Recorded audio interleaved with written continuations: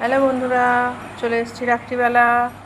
চলো দেখে নিই মা আজকে কী কী রান্না করেছে। রুটি,